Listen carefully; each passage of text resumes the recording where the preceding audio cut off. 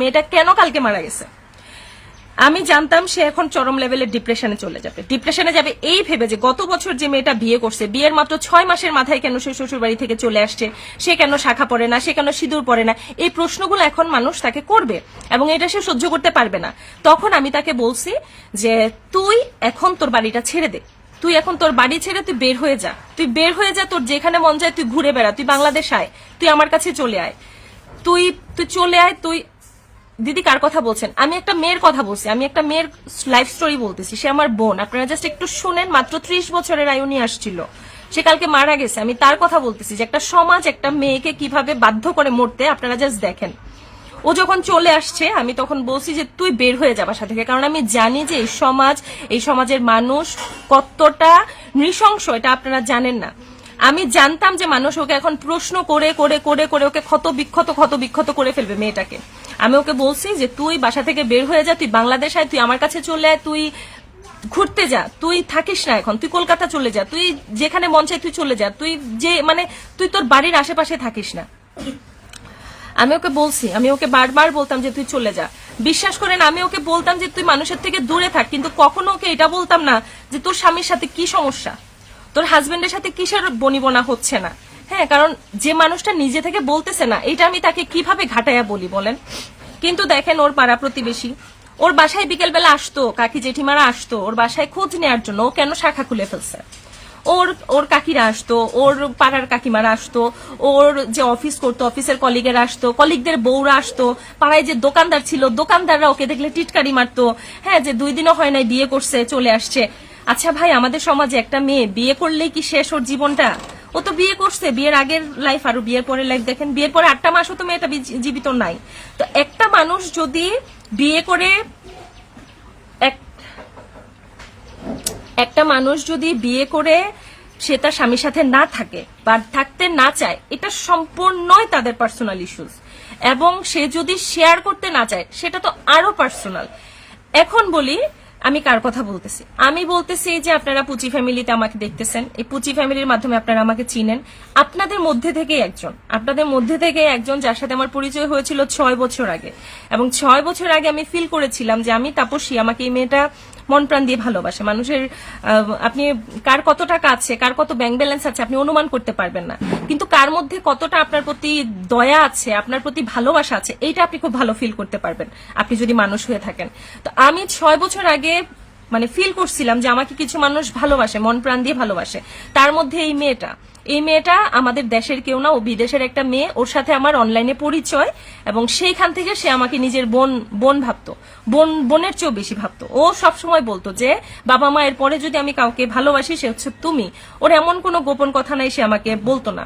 তো আমাদের যেহেতু গ্রুপ আছে বিভিন্ন পুচি ফ্যামিলি, ওর ডিপ্রেশন, ওর বাবা মারা যাওয়ার পরে ওর ডিপ্রেশন কাটাইতো আমার পুচি ফ্যামিলি, আমার পুচিদের বিড়াল দেখে, বিভিন্ন কিছু দেখে। তো সেই মেয়েটা বিয়ে হইলো, বিয়ের পরে ও 6 মাস সংসার করে চলে আসলো। তারপরে দিয়ে মানুষের এত আগ্রহ, এবং আমাকে যারা চিনে আজকে 6 বছর ধরে, আজকে দেবলিনাকে অনেকে চিনে।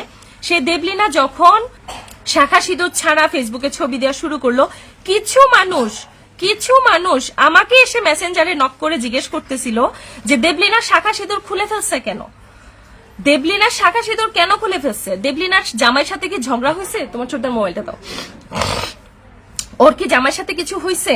ভাই, একটা মেয়ের যদি জামাইয়ের সাথে কিছু হয় তাহলে আপনার সমস্যাটা কি? একটা মেয়ে যদি স্বামীর ঘর না করে আপনার সমস্যাটা কি? এইভাবে মানুষ ওকে পার্সোনালি অ্যাটাক করে করে করে করে করে করে ডিপ্রেশনের চূড়ান্ত পর্যায়ে নিয়ে গেছে।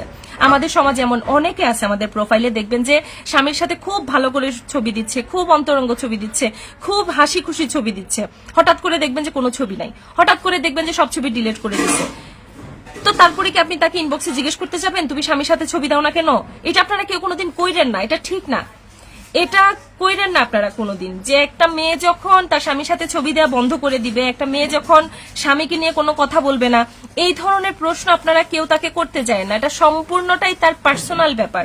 দেখেন আপনাদেরকে কি উত্তর দিবে, মাত্র 6 মাস আগে বিয়ে হয়েছে এই মেয়েটা আপনাদেরকে কি উত্তর দিবে সেটা খুঁজতে গতকাল রাতে মেয়েটার হার্ট অ্যাটাক হয়ে ও আর সময় পায় না, ও চলে যায়।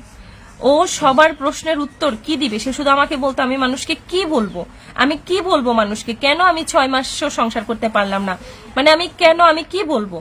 তো একটা মেয়ে কেন সংসার করতে পারলো না সেটাতে তো আমাদের কনসার্ন হওয়া উচিত না। আমাদের যার যার সংসার আছে, যার যার পার্সোনাল লাইফ আছে, কেন একটা ডিভোর্সি মেয়েকে নিয়ে আপনারা পড়ে থাকেন, কেন একটা মেয়ের সংসার ভেঙে গেলে তাকে নিয়ে আপনারা পড়ে থাকেন, কেন মেয়েটা সংসার করতে পারলো না, কেন বিয়ে করলো, কেন দেরিতে বিয়ে করলো, ওর কেন 31 বছর বয়স হয়ে গেছে, ও কেন বিয়ে করছে না, এইটা নিয়েও আপনাদের সমস্যা ছিল।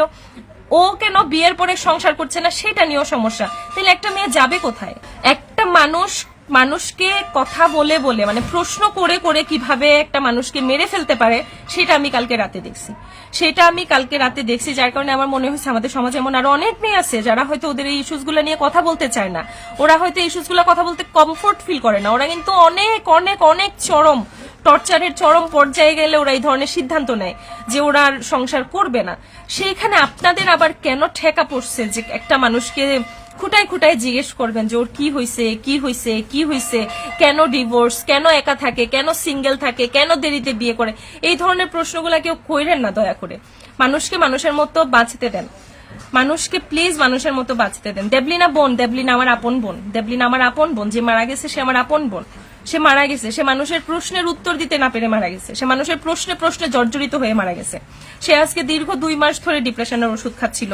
সে শুধু বলতো যে আমি কোনো কিছুতে আনন্দ পাই না, ও কোনো কিছুতে আনন্দ পাচ্ছিল না, ও সারাক্ষণ আতঙ্কে থাকতো, ও অফিসে যাওয়ার সময় আতঙ্কে থাকতো, আসার পথে আতঙ্কে থাকতো, ও বাসায় আসলে কিছু মানুষ আইসা বলবে যে তুই কেন জামাইয়ের ঘরে যাচ্ছিস না, কেন কি করছিস না, ওই আতঙ্কে মেয়েটা মারা গেছে। একটা মানুষ একা হয়ে মারা গেছে। ওর তো প্রথমত ওর বাবা ছিল না, ও আর ওর মা, ওর মার সাথে কতটুকুই বা শেয়ার করবে, ওর মার বয়স হয়ে গেছে, ও চিন্তা করতো মাকে কিছু বললে মা কষ্ট পাবে, সেই চিন্তা করে মেয়েটা মায়ের সাথেও কখনো কোনো কিছু শেয়ার করতো না। ওর বাবা ছিল না, ওর হাজবেন্ড যে ছিল তার কাছ থেকে তো সে কষ্টটা পেয়ে আসছে। তো একটা মানুষ বিয়ে করে একটা সঙ্গী পাওয়ার ইচ্ছায়, সেইখানে সেই সঙ্গীও যদি এরকম হয় মেয়েটা যাবে কোথায়? তো আপনারা সমাজে যেটা করেন, এই ধরনের সিঙ্গেল মানুষ দেখলে কিছু ব্যাপার প্রাইভেট, যদি কেউ নিজ থেকে বলতে না চায় দয়া করে তাকে খোঁচাবেন না, মেসেঞ্জারে খোঁচাবেন না, পাড়া প্রতিবেশীদের থেকে খোঁজ খবর নিবেন না যে ও কেন চলে আসে। ও যদি চলে আসে ওকে ধুমধাম করে বরণ করেন, ঘরের মেয়ে ঘরে আসছে ওকে বরণ করেন, ওকে নিয়ে আনন্দ করেন, ওকে আনন্দে রাখেন, ওকে বুঝতেই দিয়েন না যে আপনারা কিছু বুঝেন। আপনারা গোয়েন্দাগিরি করে আপনাদের বের করতে হবে যে ও ডিভোর্স হয়ে গেছে, কেন আপনাদের গোয়েন্দাগিরি করে বের করতে হবে যে ও জামাইয়ের থেকে সেপারেশনে আছে? একটা সেপারেশন তো খুব হ্যাপি জিনিস না, এটা মনে করানোটা তো খুব কষ্টের, এটা বারবার তো মনে করাই দিতে নাই। যারটা সে জানে, সে বুঝে, তাহলে কেন আবার আপনাদেরকে খোঁচাইতে হবে? আমি একজনের নাম আমি এটা এক্সপোজ করতে চাচ্ছি, আমি বারবার এক্সপোজ করতে চাচ্ছি। ওই ভদ্র মহিলা আমাদের দুজনেরই কমন ফ্রেন্ড ছিল। ওই ভদ্র মহিলা আমাকে একদিন আয়সা বলতেছে দেবলিনার কি হয়েছে, দেবলিনার কি জামাইয়ের সাথে সমস্যা হয়েছে, ও বাপের বাড়ি কেন থাকে, ও কেন শাখা সিঁদুর পরে না? আমি